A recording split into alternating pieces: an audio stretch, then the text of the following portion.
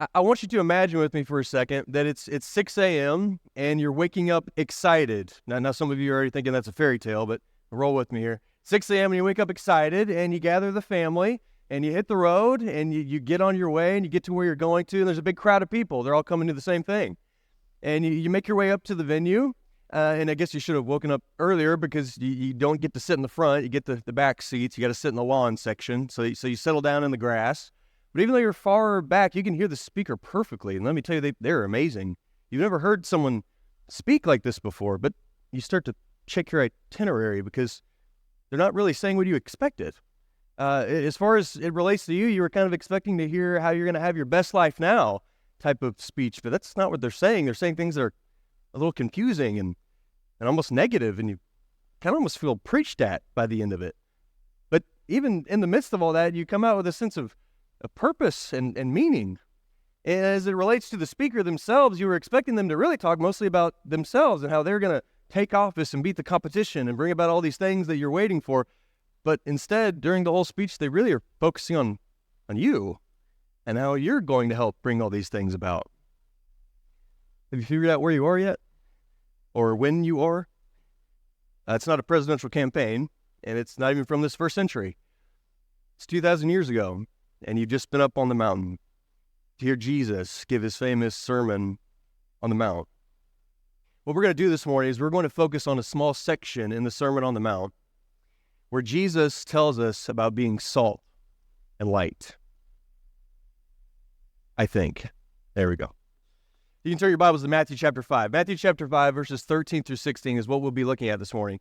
And what we're going to find is that Jesus, in these few words, 6 sentences, is going to answer 3 questions for us, 3 of the most important questions that have ever been asked. Everyone who's ever walked the earth have asked these questions, whether spoken or unspoken. The first is, who am I? A question of identity. The second, why am I here? A question of purpose. And the third, how should I live? A question of conduct. And Jesus is going to answer all of those questions for us this morning. You don't need Aristotle or Plato. Jesus is not going to leave any questions about that. Before we jump into the text, I want to talk about the context just a little bit. How did we get up on the mountain? How did Jesus get to the sermon? His public ministry has started now in Matthew's gospel, and it's been pretty low-key up to this point. He's just been preaching in synagogues, but now crowds are gathering to hear him. And so he goes up on a mountain to speak to this great crowd. And if you were an Israelite, a Jew that day up on the mountain, you were expecting something different because the message that Jesus was preaching was about a kingdom, the gospel about the kingdom, the good news about the kingdom. And right now, if you're an Israelite, you don't have a kingdom. The Romans are ruling over you, so you're expecting your king to overthrow Rome and to be a political and physical ruler, take the throne in Jerusalem. But Jesus begins his sermon, and it doesn't make any sense. It doesn't fit that kind of king, because he starts out with what we call the Beatitudes that characterize people in his kingdom, and he says the people that are going to be blessed in his kingdom are going to be those that mourn and that are poor in spirit and hungry for righteousness. It almost doesn't make any sense. And after hearing the Beatitudes, you might be thinking, this is going to be a kingdom just completely apart from the world. This has nothing to do with this world. But Jesus doesn't leave that option for us. Because with this next section, he tells us of how, although we're not to be of the world, we must be in the world. And so in 13 through 16, we're going to read about how we are supposed to be salt and light to the world. And it's going to answer those 3 questions for us. Why am I here? Who I am, why am I here, and how should I live? Let's begin in verse 13. But before we do that, just real quickly, one more thing about context. You probably have a header above verse 13 that says salt and light. I want to suggest to you that really the break should come just before verse 11, and here's why. In the Beatitudes, you'll notice that Jesus talks about blessed are the poor, blessed are those that mourn, blessed are the meek. But you get to verse 11, and it says, blessed are you. He changes to the first person. And he's going to continue that throughout verse 16. And here's why that's important. Because everything we talk about in relation to salt and light this morning is in the immediate context of verse 11 and 12, where he talks about being persecuted and reviled. So what Jesus is doing is not leaving us any option of saying, well, I don't want to be salt and light today. Because it's not going to be easy. It's in the context of, as Christians, as disciples, we will face persecution. Let's begin in our text, verse 13. You are the salt of the earth, But if the salt has lost its taste, how shall its saltiness be restored? It is no longer good for anything except to be thrown out and trampled under people's feet. You are the light of the world. A city set on a hill cannot be hidden. Nor do people light a lamp and put it under a basket, but on a stand, and it gives light to all in the house. In the same way, let your light shine before others, so that they may see your good works and give glory to your Father who is in heaven. I've deemed this the original commission. That's from the book of Jantsen. You won't find that anywhere. But in Matthew 10, when Jesus sends out his apostles to just the Jewish nation, we usually call that the limited commission. And at the end of Matthew's gospel, when Jesus sends out his apostles to the whole world, we usually call that the Great Commission. But this is really kind of the first commission to go out into the world. So I'm calling it the original commission. And again, it's going to answer these three questions for us. The first question that Jesus begins to answer is, who am I? And he does that with two different pictures. The first is salt, which might seem a little weird at first. The answer to the great question of who am I is salt. Seems a little weird, but let's understand what Jesus is talking about here, and specifically what they would have heard that day. Now, the Israelites would have been very familiar with salt. They used it for many different things. And if you've ever heard a sermon or read a commentary on what Jesus meant by salt, you've probably heard like 20 different options. Luckily, Jesus doesn't leave us guessing. He tells us exactly what he's talking about in verse 13. You are the salt of the earth, but if salt has lost its taste. Jesus is talking about the aspect of salt, of how it flavors things, of how it's tasteful. And luckily, we use salt the very same way today. We put salt on everything. On fries, on pizza, on cereal. I mean, we salt it all, right? We use salt for all kinds of food. And if you cook food, I mean, can you imagine cooking food without salt? It's almost impossible. Like that's our main flavoring agent. We use salt just like they used it. And that's the picture that Jesus is painting, is that as his disciples, we are flavor for a flavorless world. We are a force of good in the world, and that affects our influence in the world. But he also gives us a negative picture to this, because he says, but if the salt has lost its taste, how shall its saltiness be restored? And now the chemists out there are getting really nervous because they're thinking, wait a second, Jesus, NaCl, table salt, is a stable compound. It doesn't become not salt. Like if you put salt on the shelf 100 years later, it's still going to be salt. So what's he talking about? Was he mistaken? Again, put yourself in the shoes of the hearers that day. They knew exactly what Jesus was talking about, because their salt was not pure like our salt today. It was a mixture of different things. And the salt that was in that mixture was usually the most soluble. So if the environmental conditions were not just right, what could happen is the salt would leach out of that mixture or evaporate out.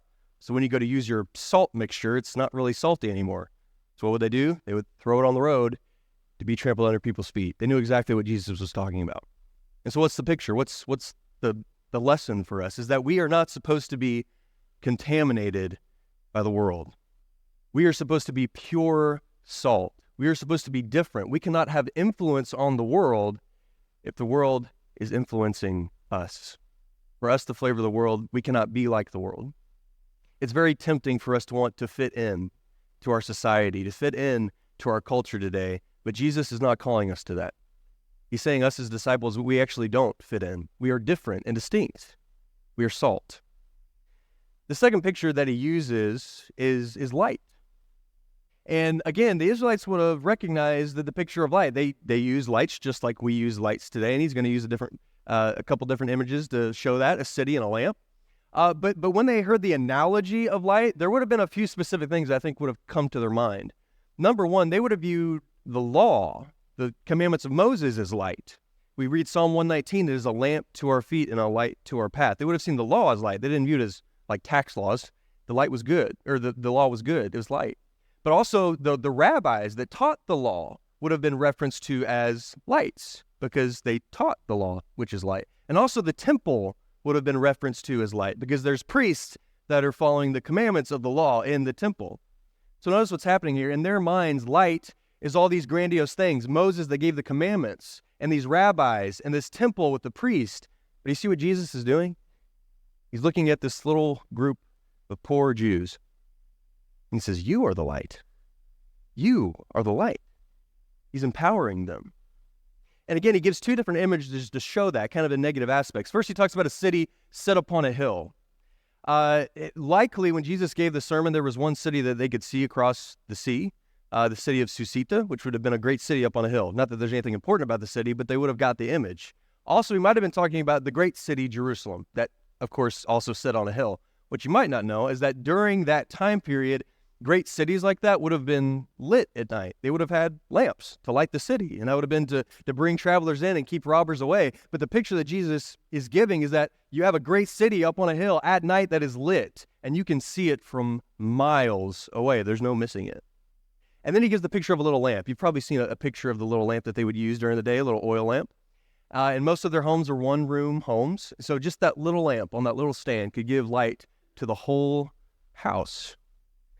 And then he gives these almost humorous ideas with these pictures because he says, look, you can't hide that city that's up on the hill. That's not what it's made for. It's not made to be hidden. And when you light a lamp, you don't put a basket over it. That completely defeats the purpose of it.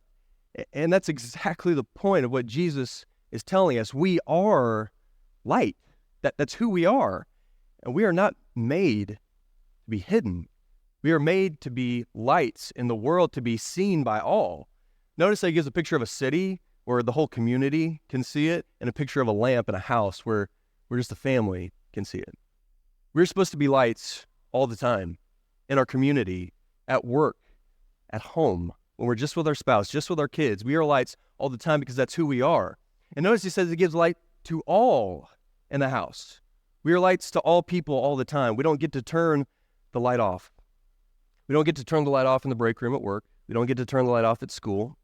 We don't get to turn the light off when it's the holidays and we're just going to be around the family for a few days, so we'll just kind of lay low. We are lights. That's who we are. We are salt and we are light. And really all of this is just commentary on the very first chapter of your Bible. Because in Genesis 1, we are told that we were made in the image of God. We are image bearers for God. Now, Jesus never specifically connects himself to salt. He doesn't describe himself as salt, but we know anything he told his disciples to be, he is. And of course, he does tell us that he is light. John 8:12, I am the light of the world. So what Jesus is showing us is that we are supposed to be like him. We are image bearers of Jesus. We are image bearers of God. Some people have gave this picture for the light analogy that Jesus is the sun, S-U-N, and we are the moon, and we reflect his light. I like that. I also think about when I was a kid, I had little glow-in-the-dark toys. And how did you get those things to glow at night? You put them outside in the sunlight, and it charged them up. And then when they were all soaked up with the sun, you put them in the dark, and they glowed really bright. And that's exactly the picture that Jesus gives us. We're supposed to reflect his light. We're supposed to be like him. So we are image bearers of God. We are salt, and we are light. All that is about being distinct and different. But why? What's the that's who we are, but what is the purpose of that? Well, he answers that question next in verse 16. In the same way, let your light shine before others so that they may see your good works and give glory to your Father who is in heaven. Your purpose, the reason why you are walking this earth, is to glorify your Father who is in heaven. That's your purpose. We don't use the word glorify that much in our common vernacular outside of a biblical context. The Greek word there is doxazo. It just means to praise or to honor. If we sing a doxology today, that's a song or a hymn of praise or honor. So our purpose is to praise and to honor our God and to help other people praise and honor our God. That's our purpose. And I think we see 3 points from this verse 16 here. Number one, the purpose is not for our glory. We are not salt and light so that people can see us, so people can praise us, so people can give us the glory. That's not the idea at all. In fact, Jesus is going to speak on this in the very next chapter. Chapter 6, verse 1, beware of practicing your righteousness before other people in order to be seen by them, for then you will have no reward from your Father who is in heaven. Jesus is saying, don't be salt and light so people will look at you and see you and glorify you. And he gives 3 different pictures to show that. He says, don't pray out in public, this eloquent prayer, so people can see you. No, pray in secret, and you'll be rewarded. He says, when you give to the poor, don't sound a trumpet so that everyone can see how great you are. No, do that in secret, and then you'll be rewarded. And when you fast, don't disfigure your face and make everyone think you're so pious. Just be normal, and you will be rewarded in secret. The idea is that we are not getting the glory. Brother Ricky said it so well a few weeks ago, that we don't make posts on Facebook. We don't post scriptures and do things in public to be seen by others for our glory. It's for God's glory. It's all for his glory. It's not about us. 2, our purpose is found in God. Now that seems pretty basic. It's Sunday morning. We're Christians. meeting together, but I think it's really easy actually to lose sight of this truth. Think with me for a second. When you meet somebody new they've never met before and they came up to you and they ask you, what do you do? What are they asking? They're asking what your job is, what your occupation is. And so suddenly what our culture has done is it's characterized our purpose by our job and our occupation. I don't think I'm being an extremist with this idea. Think about this as well. When we talk about someone that's either died or in history or just somebody that we're describing that someone else doesn't know, usually when we begin to talk about them, well, so-and-so was, we say their profession, right? They were a doctor or a factory worker or a stay-at-home mom. That tends to be the first thing we think of when we think about someone's purpose. Another thing we tie our purpose to is talent and passions. Have you ever heard someone say that person was made to be an artist, or that person was made to be a basketball player, or that person was made to be an architect? They're so good at a specific set of skills, a certain physical task, that we think that's what they were made for. They were perfect for that. If you're familiar with the swimmer Michael Phelps, he's the greatest Olympic swimmer ever. He's the greatest Olympian ever, actually, the most decorated, 23 gold medals, I think. Next closest is like 9, not even close. If you would have followed his career early on in the 2000s, you would have heard commentators talk about how Michael Phelps was made to swim from a physical standpoint. First off, he was really tall, and that's good for swimming. You don't see a lot of short guys out there swimming. Not only was he tall, but he had a long torso and short legs, which is good for swimming. And he had a really long wingspan, which is good for swimming, and a really big lung capacity, which is good for swimming. And he was really flexible, which is all good for swimming. And so they would say that Michael Phelps was made to swim. I have news for you this morning. Michael Phelps was not made to swim. Michael Phelps was made to glorify his Father who is in heaven.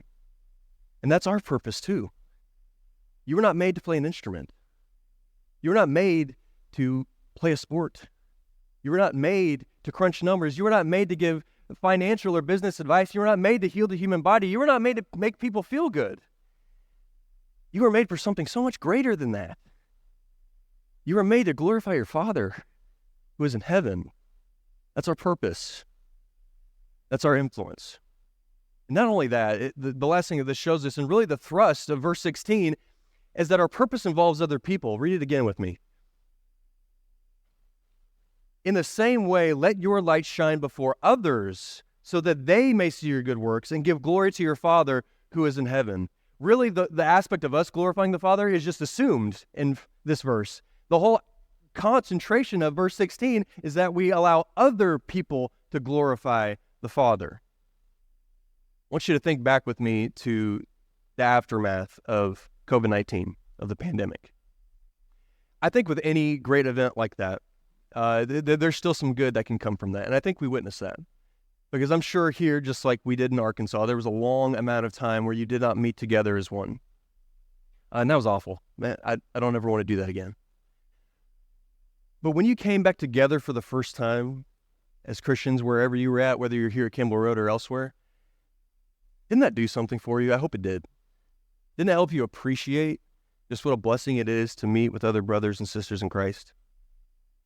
So I think from that aspect, we can see how that the pandemic actually did good for us as a group of Christians. However, I think there is a strong case to be made that there was a negative effect with Christians in the world. After COVID-19, it is easier than ever for us to be separate from the world. More companies have went remote than ever. The companies that never dreamed of having employees at home that are now indefinitely going to be at home. And while you were going through all of that during COVID-19, whether you were going to go back or not go back, there were some of you that were probably like, I can't wait to get back to the office. I mean, I'm just a people person, or I'm sick of my kid knocking on my door all day. Get me out of here. I just want to get back to the office. But some of you, maybe you were thinking, I love this home gig because now I can finally do my job like I'm supposed to. I'm not around all those crazy people anymore. Or maybe you thought, finally, I can serve the Lord like I'm supposed to because I don't have the influence of all those sinful people around me anymore. Finally, I'm safe at home. And all of a sudden, we forget our purpose. It's not about us being safe from the world. It's about us saving them. Our purpose is to help others glorify the Father. That's who we are. We help them glorify our Father. Think back to the mountain scene with me for a second. Jesus gave those words about salt and light, and he was speaking to a little crowd on a mountain. But while he was doing that, he was thinking about the world. He was speaking to that crowd, but he was thinking about the world that was not on that mountain, all the lost that were not on that mountain, all the world that was in darkness, because he said, you are the salt of the earth. And he said, you are the light of the world. He was thinking about the world. Brothers and sisters, that's what we have to be thinking about. You're going to walk out of here today, this week. You're going to walk by people on the street. You're going to walk by people at work, at the game, at the grocery store, at school. They're living in darkness. And they need our help. The world needs us. You're going to see someone, and you are the light. Not the person sitting next to you. You are the light, not the preacher. You are the light, not your spouse. You are their light. And they need us, brothers and sisters. They need us. And we can do it. We can be the lights that Jesus told us to be. If Jesus could leave heaven, we can leave our living room. And if the disciples could leave the mountain that day as lights, we can leave this building as lights. They need us to do that. That is our purpose. That's who we are, and that's our purpose, to glorify the Father. The final question we have is, how should I live? And Jesus also answered that in verse 16. In the same way, let your light shine before others, so that they may see your good works. How are we supposed to be salt and light?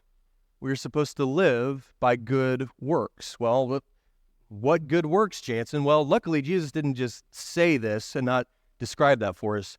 I mentioned earlier how 11 through 16 is kind of a hinge in the sermon, and everything that comes before and after shows us what salt and light looks like.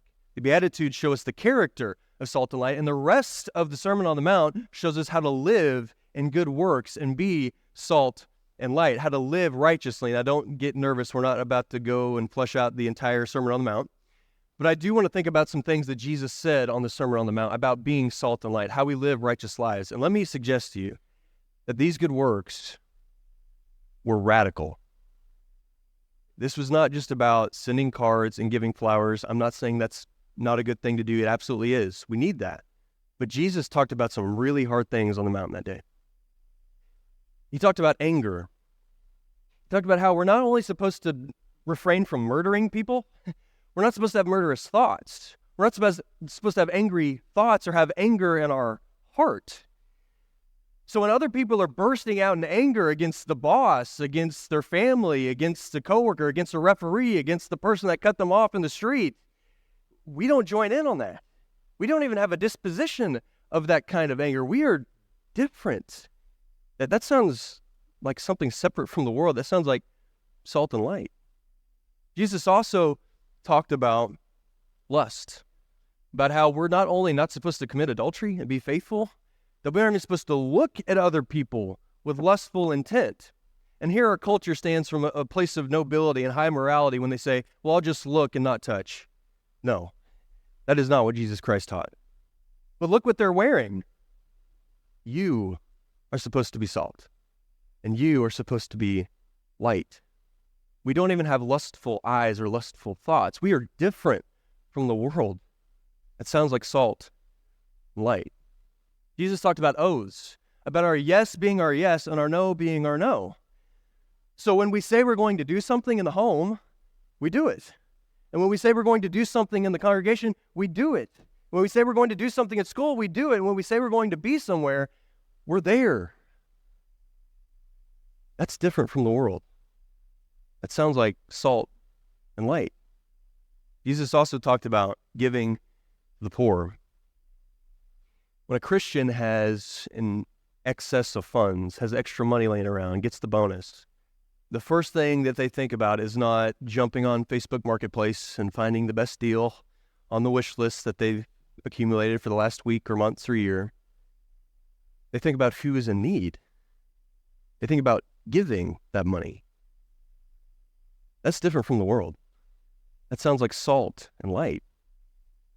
Maybe the toughest words that Jesus talked about on the mountain that day was how we are supposed to love our enemies.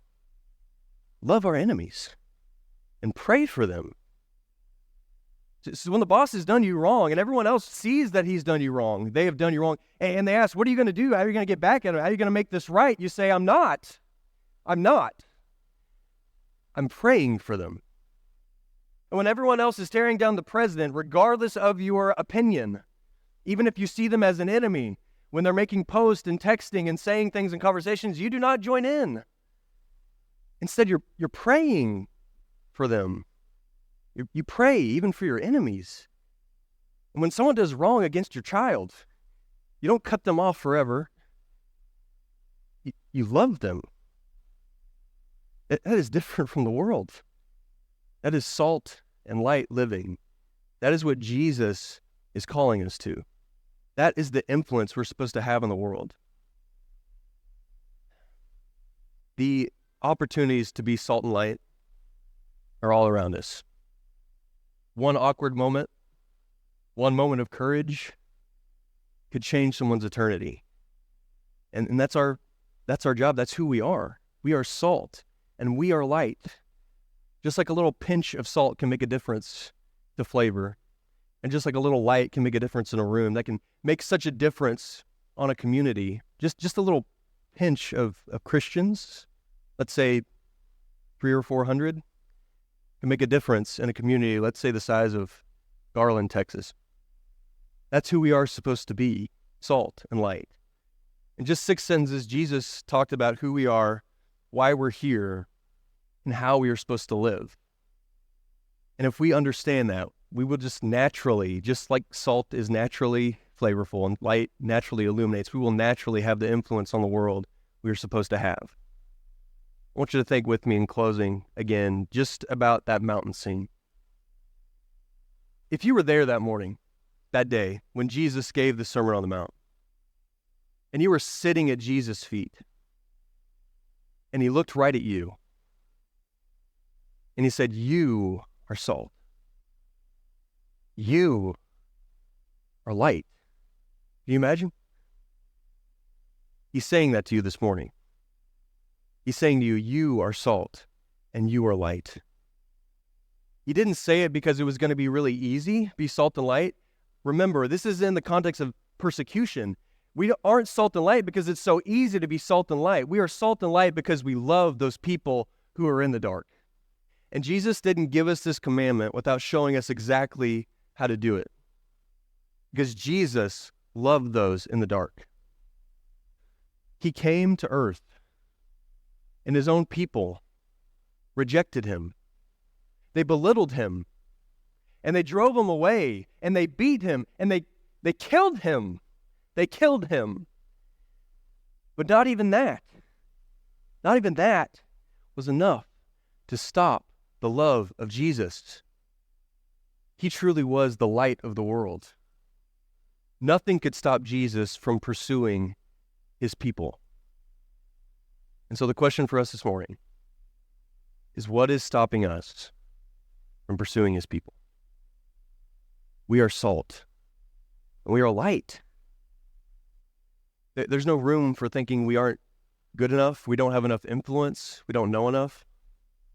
Jesus is good enough. Show the world Jesus, and you will be salt, and you will be light. Thank you for your attention this morning. Thank you for connecting with us this morning. We're so thankful that you were able to do that. If you have questions, we'd love to have the opportunity to talk to you. You can contact us at www.thebibleway.com or questions@thebibleway.com. questions@thebibleway.com. We'd love to have you in person. Come if you can, but thank you for connecting with us.